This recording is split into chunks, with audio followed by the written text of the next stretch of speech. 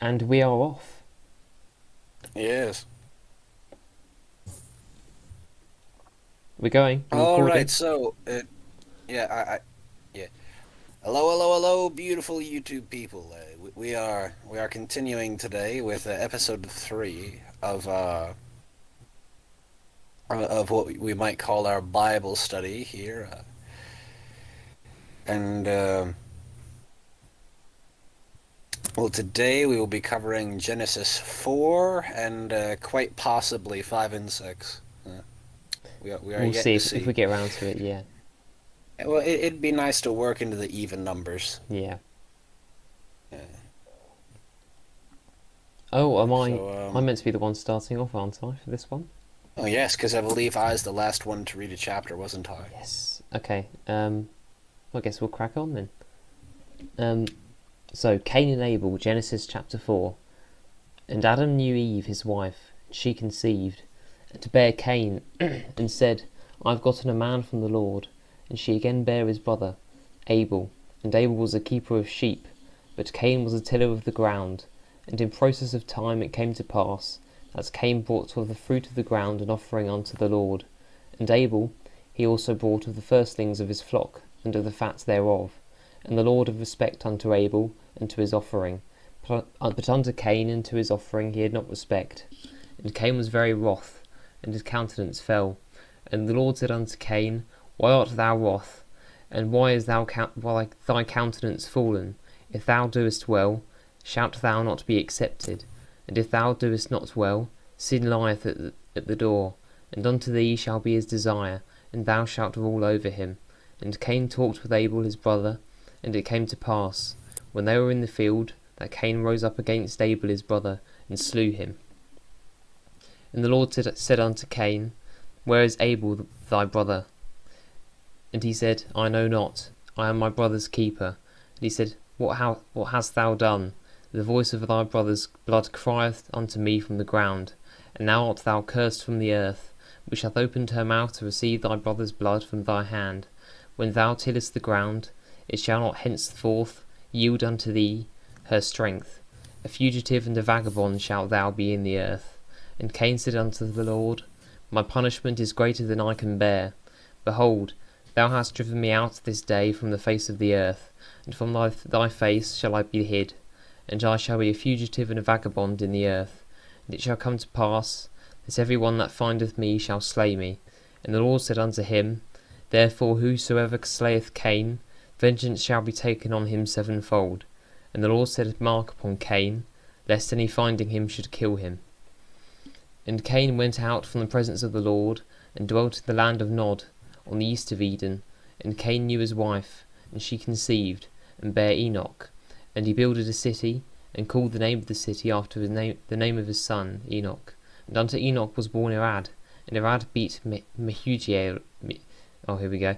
Mehujael, and Mehujael beat Methuselah.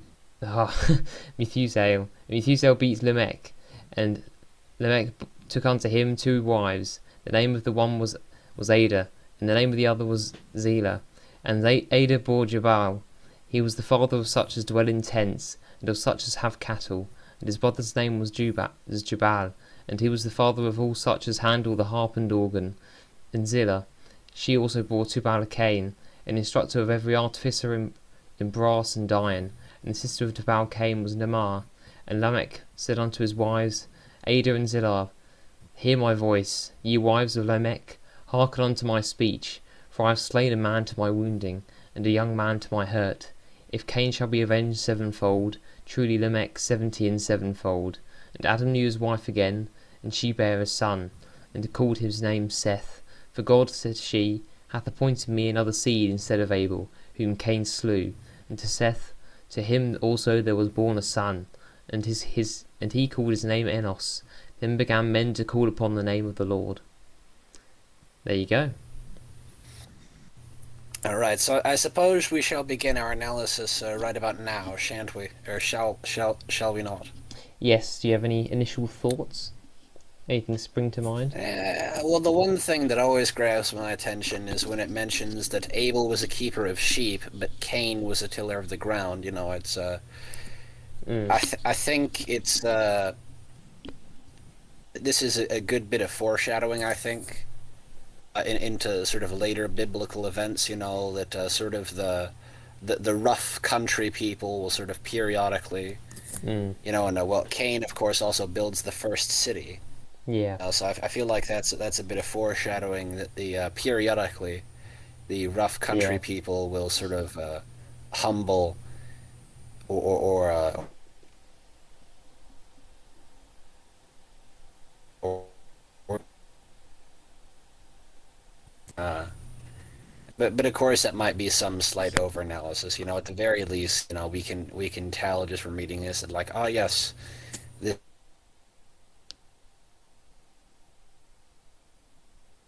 You're cutting out Jews were. slightly. You cut out slightly. What did you say? Sorry.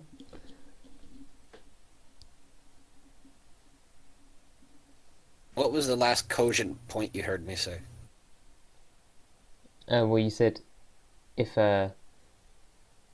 if we can't look too deeply into it, sort of after that. Oh, oh dear, I cut out all the way after that. Good golly. No, so okay, so the thing I was gonna say is for risk of, you know, perhaps digging a little bit too deeply, uh uh is what's it? I think it's interesting. It's a bit of foreshadowing in this story, you know, with Abel being sort of what we might call a rancher, you know, a shepherd, Mm.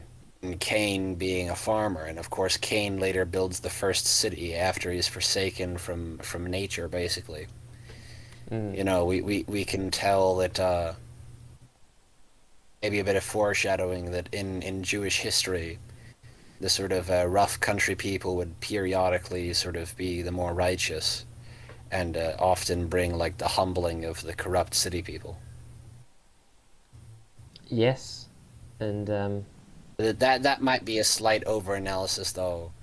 It might be a bit better just to say that we can tell that this story became widespread during the time when the Jews mostly lived as nomads and had a diet slightly higher in meat than many of their neighbors. well, perhaps this is a I don't know, a more righteous one. At least certainly more than living in the city. Yeah. Uh, Plus, there's all the usual. There's all the usual sort of Jordan Peterson type analysis that I don't particularly disagree with. So, Mm. Yeah. yes, I'm trying to think. What was the next bit that grabbed my attention? So, Was there any bit that grabbed your attention? well, I only have a small question. So, Abel and Cain. So that these were two sons of Adam and Eve, and Yes. so how are other people sort of emerging then? How is their daughters and all? How does sort of Well, I humanity go don't on from know here? because like, often the thing that is speculated by a lot of Christians is that it is that Cain and Abel like literally were married to their sisters, but it Mm. doesn't say that explicitly in the Bible, at least not in this version of the Bible. So, and you know, given that there's the earlier story where it talks about humanity as if they are created in great numbers, and then it mentions Adam and Eve separately. Yeah. Now, it is entirely possible that like they kind of were. I believe that was very much the interpretation favored by some European monarchists for a long time, because basically the sort of theory and Mm. justification for some monarchies in Europe was that, oh, I'm descended from Adam in particular, whereas most of you are the sort of raw, innumerable, great mass of humanity that was created the same day as the animals. Yeah. So Eve also bore sort of daughters as well then, not just. Well, Uh, perhaps it's not really. I don't believe it's mentioned explicitly, mm, at least not in this chapter. It might be mentioned explicitly in a later chapter, which will embarrass the both of us. yeah, possibly. um, yeah, I was only curious to kind of see, where the sort of where it descended from here. But as I said, as you Yeah. said, I suppose we'll find out. Yeah. I guess to go on. I was just gonna ask, was there anything else that grabbed your attention? Yeah, without trying to constantly re-emphasize a point I made in the previous sort of chapter we read, we see kind of a continuation of conflict going on here as well. You know, as soon as um, Adam and Eve bear children, these children also have the same kind of trait. They kind of come into it's not long before they come into conflict themselves. In fact, Yeah. in an attempt to slay one another. Well, the thing that I rather do like here is when what's it croucheth at the door. Which verse is that? Ah, yes. If thou doest well, shalt thou not be accepted, and if thou doest not well, sin lieth at the door, Mm. and unto thee shall be his desire, and thou shalt rule over him. I think that's interesting because at first it sounds like as if Cain is subject unto sin. Then later it says that thou shalt rule over him. It makes it sound very much as if Cain is in charge. So I think this is probably some kind of point about free will. Yeah. Yeah. Uh, Also, there's this, semi-iconic line that sort of gets repeated much later in the New Testament when Jesus says, "Yes, you are your brother's keeper." Mm. Uh, as I know not, am I my brother's keeper? It's like, and the answer to that, thousands of years later is yes, you are your brother's keeper. Yeah. Shall we? Let's see if there's anything we can draw from the later verses. Um, Yes. apart from all the pronunciations I butchered. Mehujael, Methusael, Mm. Lamech, Ada, and Zillah, and then Jubal. Oh wait, no, it is Jabal and Jubal, and then Jubal came. Eh.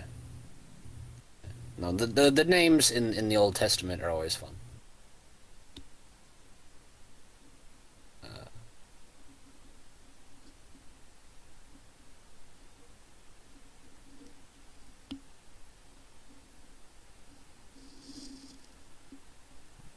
Yeah. Also, you know what? I suppose there is the bit there where it mentions the artificers of brass and of iron. What verse is that? So 22. Oh yeah. Mm. It's that is something that is often like a bit interesting. Is like I'm not very much into all the sort of ancient alien stuff, but I actually do think that it is kind of true that like there probably was some technology in the past that is slightly more advanced than we realize today. I wouldn't be surprised. I mean, there's always this kind of cycle of civilizations, aren't there? I mean, at the peak of some, we shouldn't be too surprised if they had some sort of, tech which we would be surprised to have heard about. Yeah, and well, oh, what's that? That's What was an that? alarm that I don't. It's an Oh, alarm that I don't particularly need today. Uh, Usually this would be about when I go to the Woodworkers Guild for Luthier Group, but I don't have all the hardware that I need for to finish my current project. So well, yeah. you weren't able to go on Friday, were you? No, and I wasn't able to go on Saturday either. Ah, Theoretically, I should have been able to go to the big movie thing in the park on Saturday, but that didn't happen because dinner was a bit late, I think. ah. Well, Yeah. So that was a slightly ridiculous day. yeah, I'm sure I'm sure you get back to it. Yeah. Shall we go on to So, if then? oh, I think there's one thing I want to mention before we go on to the next chapter. All right. Um, verse 24: If Cain shall be avenged sevenfold, truly Lamech 70 and sevenfold. Um, Yeah, that is a little bit confusing to me because yeah, how would you interpret that? I don't know. I feel like the most straightforward answer is like, is he just boasting? Yeah, I mean that could be the case. Yeah. Is I this a suppose aside from is this a statement of kind of what should happen, or you know, or as you say, of boasting? uh, yeah, perhaps it's more maybe that's the vicious cycle that led to, well, because it occurs to me, in the days of Noah, people were so wicked that the whole earth had to be cleansed. Mm. Is it perhaps the case that I shall be avenged on him sevenfold? Is that possibly what caused the great and vicious cycle, or something? Mm. That's a good point. So sort of 70 and sevenfold. It's like the consequence of these actions. I mean, an interesting thing going on from what you said to do with kind of our present society is we kind of view everything as like a steady improvement. We're always kind of going upwards, but when we see when you look back on history, you see kind of these events like Noah, for instance, sort of these cataclysmic events. Um, even if you go sort of on the scientific worldview, and you see that there's all that kind of evidence of there being this volcanic eruption that sort of wiped out huge portions of humanity. Um, is it Yeah, and well, there actually was a flood at one point that it was like meltwater pulse 1b or something, H1b or something mm, like that. I'm sure that some actual archaeologist, if he ever watches this, could tell us, but there actually was like a great flood thing that happened like way faster than anyone can explain, and it's really mysterious. yeah, and yeah, it's just the fact that God sort of has his judgment and exercises that in various ways. It's not it's not Yeah, sort and of and one should go on. yes, and one should always be careful to cast blame. I certainly do regret some of the judgmental things that I've said in the past about large and sweeping demographics of people. However, eh, I don't think that it's necessarily hard to see that like the cycle as it ever was still is. Mm. It still is the case that God does his part in sort of disciplining rebellious humanity. Yeah, All and right, so shall is we sorry, move on to sorry. chapter 5 then? One more thing. Uh, So for what was the that? Go ahead. actual going back to kind of the first sort of paragraph, is what were the reasons for Cain, actually slaying? Oh, just because he was jealous. Yeah, and kind of Envy would be mm, the proper thing to call it, I suppose, because a lot of people today, when they hear jealous, they don't really think of jealousy. They think more of like, ooh, I want that thing someone else has. That wasn't the case with Cain. Cain wanted to destroy someone who had something more than he had, and didn't mm, actually care for getting the thing that that other person had. Which I'd and say is basically the perhaps this is the first example of envy we see. yeah. Uh, well, and I think as we can see today, I feel like there's it's another old Jordan Petersonism, but I very much do feel it is the case that innumerable rebellious young, or so-called rebellious young people today are very much, I would say, possessed by the spirit of Cain. No, Mm. they are envious. They don't actually want things to improve for anyone. They really just want to, eat the rich or whatever. They just want to destroy those people who are more successful than them, and they basically use concern for the proletariat or some other group as sort of a moral shield. Envy is certainly a kind of a driver of much of the. Well, it's one of the sort of main sins that's perpetrated amongst um, many of the movements we see today. Yes, certainly most apparently on the left, but Mm. I don't think that one has to stray. That what's it like? Certainly, a lot of the more conspiratorial-minded right-wingers, I would say, are often just being envious. Mm. And envy also, kind of, the fundamental part of that is not being satisfied with, not being content with what God has given you and the grace He has given you. Instead, it's kind of Yeah, that kind of desire for material plenty and your own kind of. I'd say that's more like greed. I would say Well, sort of. greed and envy are two separate things. Greed is when Mm, you want something. Envy is just when you want someone else not to have something. yeah, and the kind of displacement. Would it be the displacement of that with your own thing? No, I think that changes it into greed. I Mm, feel like no, like what's it like? Like if Cain was just being greedy, he wouldn't have killed Abel. He just would have stolen one of Abel's sheep. yeah, But that wasn't the trouble with Cain. The trouble with Cain was envy, which is why he killed Abel. yeah.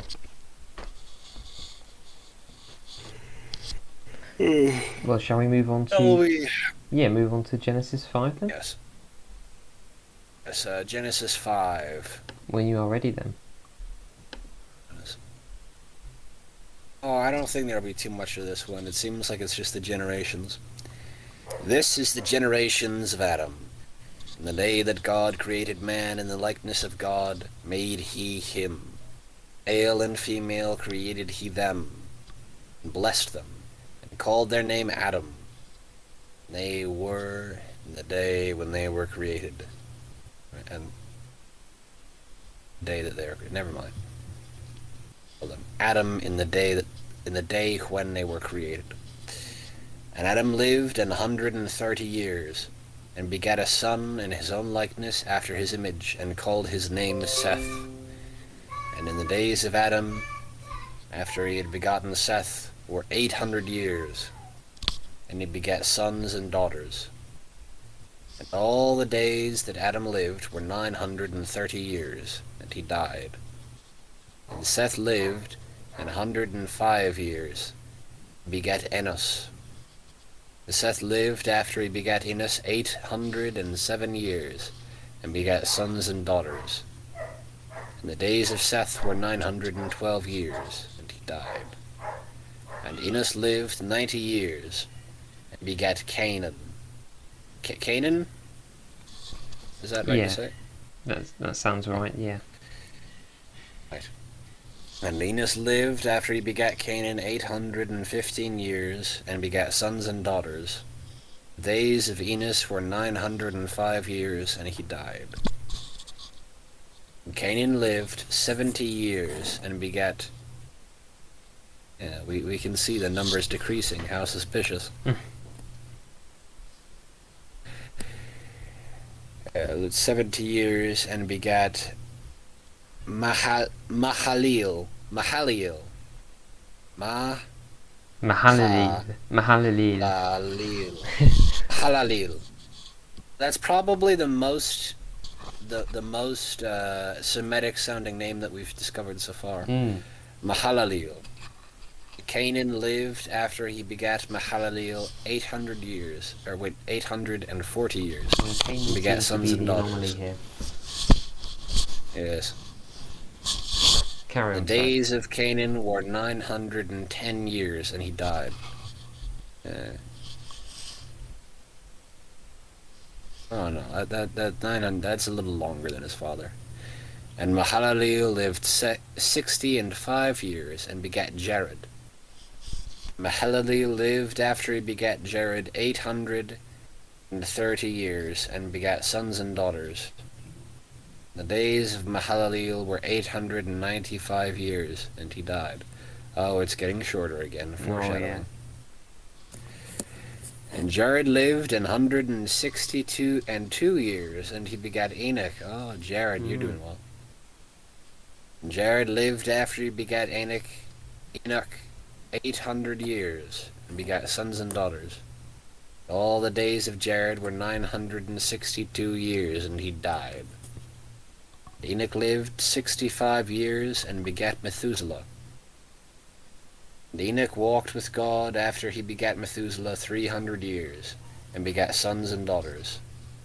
The days of Enoch were 365 years. Oh, that's the shortest so far. And Enoch walked with God, and he was not, for God took him.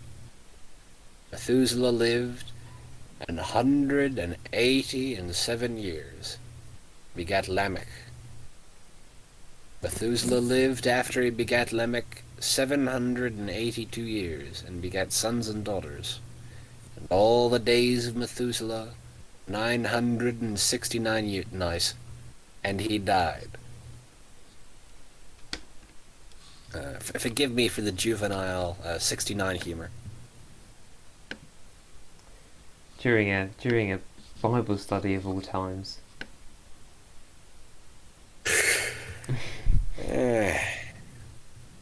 Yeah, no, that may have been uniquely poor taste, or it might just be that I'm a bit fatigued, and that's why I'm not laughing more about it. The days of Methuselah were 969. Yeah, right. Sorry. It's so hard not. Okay. Dang it! Your mind went the exact same place as mine, didn't it? Oh, if I have to admit. That's why we're friends. We're two sinners together, working towards perfection. Lamech lived 182 years and begat a son, and he called his name Noah. We were talking about you earlier. Indeed. Saying, the same shall comfort us concerning our work and toil of our hands, because of the ground which the Lord hath cursed. Lamech lived after he begat Noah 595 years, and begat sons and daughters. And the days of Lamech were 777 years, and he died. Do you think that's where Thomas 777 got his name? Could be. I mean, is Thomas 778? I'm not sure how often he reads the Bible. Yeah, is he a Christian? I have no idea. I don't know. I don't actually pay attention to him aside from when he's on the Academic Agent, and even I only watched like 1.5 of the videos that he did guested on. So yeah. Right, sorry. And Noah was 500 years old, and Noah begat Shem, Ham, and Japheth. Japheth. Yeah. All right. Well, anything. I mean, there's really nothing of note there. We really should move on to this.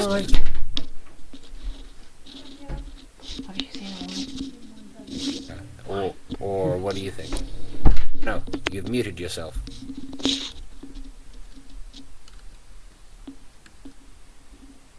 Why has Englander muted himself?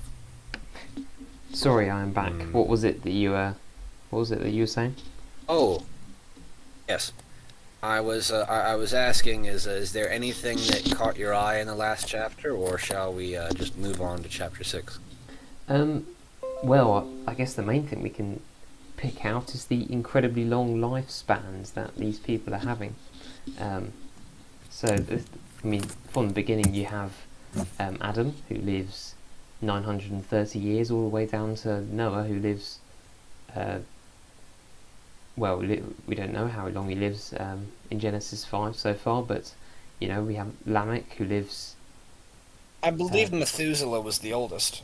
So it goes all the way down to Lamech, who was 700 in 77 years before he died. Mhm. So it reminds me actually to draw parallels. Obviously, it's to fiction, to Lord of the Rings. You know, when you have these. I was about to say, it's like the elves and the race of Numenor and all that sort of thing. Yes, you have these Numenorian kings who lived ridiculously long lifespans.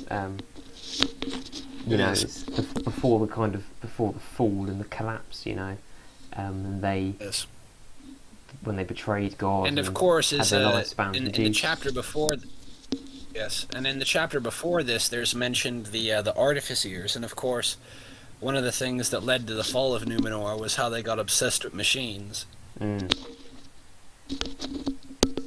Yes, and that's a good point. And you can draw. I'm sure Tolkien drew many of the kind of themes. I mean, it can't be a coincidence, you know, that these No, Numenoreans well, lived for I such would say, long yeah. times. Yeah, the thing with Tolkien is just that it's implicitly Christian, where most Christian fiction is explicit and therefore cringe. Yeah, and that's one of the best kind of. That's why it's such a kind of good fictional novel, is the fact that it is implicit. You know, you don't need to sort of understand these Christian themes um, with a book referencing them sort of outright. You know, with sort of C.S. Lewis and Narnia, and how Aslan sort of rose from the dead and was resurrected. He doesn't kind of make it that kind of explicit level. It's as you say, it's much more kind of under the surface. Yes. So So, I suppose we'll get on to chapter 6. I suppose it's your turn to read now, unless you had more to say. well, my only question was going on from these extended lifespans is, seeing as you're probably more rehearsed in Genesis than myself, my question would be why do they have such long lifespans, and when does this end, or does it not say? Well, it is mentioned somewhat explicitly later on that oh, I forget what chapter it's in, but later in Genesis, I think shortly before Abraham, it is like God says that 120 years shall be the lives of men. Mm. And I believe that Abraham is the last person to surpass that lifespan. Yeah. And I suppose 120 years is sort of within reason, to an extent possible, kind of for a very perhaps a small minority of people. If you live kind of the perfect. I mean, a lot of people get awfully close to it, you know. Yeah. I believe that there's like maybe 7 people on the world currently who are over 110 years old. Well, I think there might be more than that, but if you live the perfect lifestyle, if you got rid of kind of the processed junk and the sort of inhaling of thousands of pollutants that when we go around in our cars today, and I don't know, all sorts of things. Yes, and if you were able to do that, but you also were able to escape disease, I feel like you probably could live to about 120. Yeah. But because of kind of man's corruptions, I suppose, and things, that's not very often possible. Yeah. Yeah, but I do feel like that might be a very slight romanticization of the phenomenon. Not that the most, I suppose, virtuous people live the longest. You know, it's not. Of course, that's not always the case, but. Well, I wasn't just gonna speak on the virtue question. I was also gonna say it's like, well, industrialization, for all of its sins, has made food much more abundant and much more affordable, and has also given us all kinds of modern medicine. You know, like the importance of antibiotics, of basic antibiotics, cannot be understated. I mean, if you look at general kind of sort of the amount of people who sort of live past, 5-10 years, has drastically increased. Yeah. Oh yes, I know that. Are you opening the sweets or something? Oh yes, actually. Some What have you got? chocolate flavored hard candies. Lovely. Chocolate and cinnamon, actually. Yeah. Mhm. Made from organic honey and cane sugar and good stuff like that. So I suppose we ought to, as I was saying earlier, we ought to move on to chapter 6. Shall Yes. you go on reading then? Yep. One moment, let me Christopher. Hmm?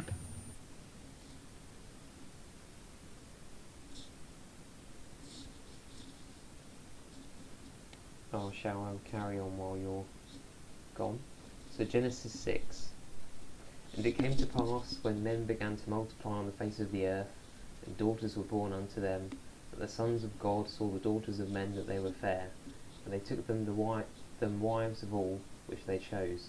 And the Lord said, My spirit shall not always strive with man, for that he also is flesh. Yet his days shall be 120 years. As the Lobster said.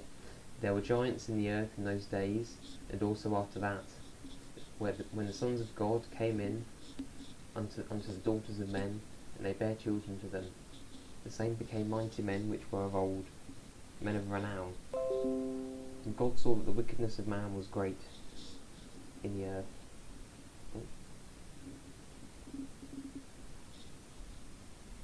Sorry about that. In the earth, and that every imagination of the thoughts of his heart was only evil continually. And it repented the Lord that he had made man on the earth, and it grieved him at his heart. And the Lord said, I will destroy man whom I have created from the face of the earth, both man and beast, and the creeping thing, and the fowls of the air, for it repenteth me that I have made them. But Noah found grace in the eyes of the Lord. These are the generations of Noah. Noah was a just man and perfect in his generations, and Noah walked with God. And Noah begat 3 sons, Shem, Ham, and Japheth. The earth also was corrupt before God, and the earth was filled with violence. And God looked upon the earth, and behold, it was corrupt, for all flesh had corrupted his way upon the earth. The ark. And God said unto Noah, The end of all flesh is come before me, for the earth is filled with violence through them. And behold, I will destroy them with the earth. Make thee an ark of gopher wood. Rooms shalt thou make in the ark, and shalt pitch it within and without with pitch. And this is the fashion which thou shalt make of it. The length of the ark shall be 300 cubits, the breadth of it 50 cubits, the height of it 30 cubits. A window shalt thou make to the ark, and in a cubit shalt thou finish it above. And the door of the ark shalt thou set in the side thereof, with lower, second, and third story shalt thou make it. And behold, I, even I, do bring a flood of waters upon the earth, to destroy all flesh, wherein is the breath of life from under heaven, and everything that is in the earth shall die. But with thee I will establish my covenant, and thou shalt come into the ark, thou and thy sons, and thy wife, and thy sons' wives with thee, and of every living thing of all flesh, two of every sort shalt thou bring into the ark, to keep them alive with thee. They shall be male and female, of fowls after their kind, and of cattle after their kind, of every creeping thing of the earth after his kind. Two of every sort shall come unto thee, and to keep them alive. And take thou unto thee all the food that is eaten, and thou shalt gather it to thee. It shall be food for thee, and for them. Thus did Noah, according to all that God commanded him, so did he. And is Lobster, are you even there? Oh dear. He's muted himself. Okay, well I will, I guess I'll take up the mantle and see if there's anything I can say. Oh, are you speaking? You've muted your mic. Nope, I suppose not. So, let's have a look at the first. Yes, so the first few verses. And the Lord said, My spirit shall not always strive with man, but he also is flesh, yet his days shall be 120 years. So, is that, so my spirit shall not always strive with man, is that saying that because of man not sort of embracing God, is that why? You know, is that why his days shall be 120 years? It has a reduced lifespan because he has not embraced the Lord, or is that kind of saying, you know, my grace kind of is reduced by the multitude of people that's coming onto the earth? I'm not sure. So there were giants in the earth in those days. So is that kind of, you know, as giants, in that, you know, not little giants, but, you know, giants kind of, say, of Adam and of all these sorts of people, were they somehow, you know, more, and Noah as well, were they somehow more kind of morals, more good, you know, giants rather than literal giants, you know, tall, very tall humans. Hey, have you found? Oh, you back? Hey, so, yeah, at least for a minute. So I realized that I am barging in somewhat randomly. I'm not sure what all you said, and I wasn't able to listen to you read the whole thing. But I think the giants bit is quite probably just a bit metaphorical, and it's just meant to say that they are people of great strength, capable of great feats. Yeah. No, that's kind of what I was thinking from it, yeah. Yeah. But yeah, my dog does need me really rather badly, so I'm afraid that we'll have to call it wraps for the day. Okay, well, shall we continue our commentary on Genesis 6, you know, on the next episode? Yeah. Yeah. Yeah, you sort your dog problem out. I'll do the outro if you'd like. Thanks, and go ahead. Goodbye. See you later. Well, we have to wrap that slightly short, but got a few you learned a few things from that, and hopefully we'll be able to comment on it in the next one. So I suppose we'll catch you all later and have a wonderful day. Goodbye.